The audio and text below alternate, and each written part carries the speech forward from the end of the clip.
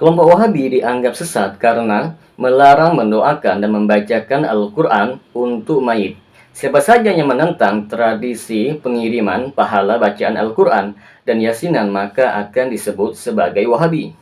Bismillahirrahmanirrahim. Assalamualaikum warahmatullahi wabarakatuh. Berjumpa lagi dengan saya, Rio Mnedi.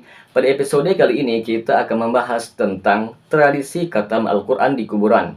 Khataman Al-Quran di kuburan merupakan tradisi yang sudah mendarah daging, yang caranya bermacam-macam. Ada yang membentuk grup pembaca, ada yang memasang tarif dengan diskon yang bervariasi tergantung waktu-waktunya. Misalnya seperti 40 hari setelah kematian, karena rata-rata mereka melakukannya selama 40 hari. Padahal tidak ada satupun riwayat dari Nabi dan para salafus soleh yang bisa dijadikan sandaran.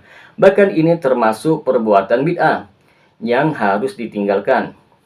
Teman-teman sekalian, membaca Al-Quran sebaiknya dilakukan sendiri-sendiri atau meminta kepada orang lain untuk membacanya, sedangkan kita menyimaknya sebagaimana perintah Rasulullah kepada Abdullah bin Mas'ud yang diriwayatkan oleh Imam Bukhari dalam kitab Sahihnya bahwa ia berkata, Rasulullah berkata kepada saya, bacakanlah Al-Quran untukku.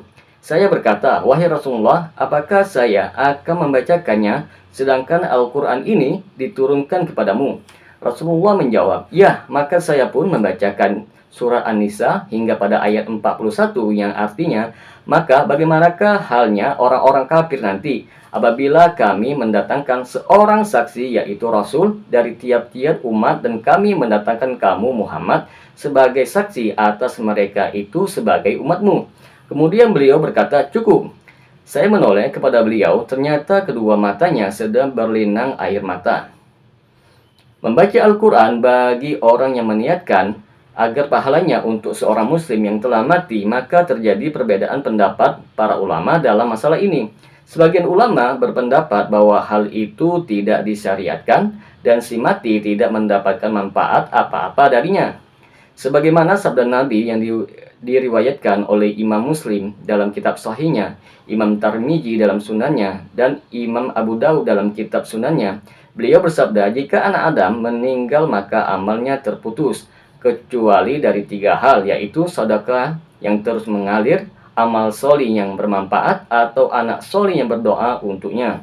Rasulullah tidak bersabda atau anak soli yang membacakan Al-Quran untuknya, atau sholat untuknya, atau berpuasa untuknya, atau bersedekah untuknya. Adapun yang dilakukan oleh sebagian orang yaitu membaca Al-Quran untuk orang yang sudah meninggal dengan memberi upah seperti menghadirkan sekelompok pembaca Al-Quran dengan mendapat bayaran agar pahalanya sampai kepada mayit. Hal ini termasuk bid'ah dan pahalanya tidak sampai kepada si mati. Teman-teman sekalian, budaya mengkhatamkan Al-Quran di kuburan itu hanya bertahan karena ikut-ikutan orang yang telah mendahulunya, atau karena kekeliruan mereka dalam memahami hadis Rasulullah sebagaimana yang diriwayatkan oleh Imam Bukhari dari Ibnu Abbas. Nabi bersabda, sesungguhnya upah yang paling layak kalian terima adalah dari kitab Allah ini. Aswaja menganggap hadis ini membolehkan mereka menjual bacaan Al-Quran, mengambil keuntungan materi dari ibadah membaca Al-Quran. Padahal teman-teman sekalian, hadis ini terkait dengan kisah seorang sahabat yang mendapatkan upah dari mengobati seseorang yang sakit dengan ruqyah Al-Quran. Jadi upah yang diambilnya berasal dari pengobatan ruqyah, yang caranya dengan membacakan ayat-ayat tertentu pada orang sakit, sehingga dengan izin Allah ia sembuh. Bukan mengambil upah dari bacaan Al-Quran, karena membacanya adalah ibadah mahdoh, sehingga tidak boleh dibarter dengan dunia. Sedangkan ruqyah merupakan pengobatan untuk mengobati seseorang, boleh saja mengambil upah atau bayaran tertentu. Semoga bermanfaat apa yang saya sampaikan. Assalamualaikum warahmatullahi wabarakatuh.